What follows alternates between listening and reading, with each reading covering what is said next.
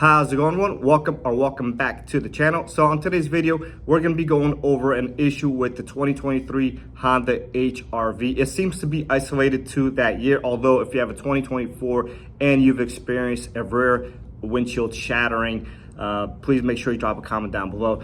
So it looks like Honda's finally investigating this and looking into it. We've had 3 or 4 cases at my local dealership, and if you look on the forums, online, etc., Reddit, you know that this is an issue. I believe this also may be an issue on the current generation RDXs. So if you have one of those vehicles, either one of those, make sure you drop a comment down below with if it did happen to you, and just a quick story of what exactly happened. So it seems that during the manufacturing process, some of the sealant used to hold down the windshield may have spilled over onto the actual windshield, coming in contact with the defrost and creating a hot spot. So at that point, obviously the hot spot can cause the windshield to shatter for no reason, sporadically. So as long as nothing impacted the windshield itself, this should be covered by Honda. And it looks like they will have some sort of campaign, a recall or warranty extension, whatever the case may be, for the 2023 model years, at least maybe 2024 model years come springtime. So once that happens, obviously I will notify you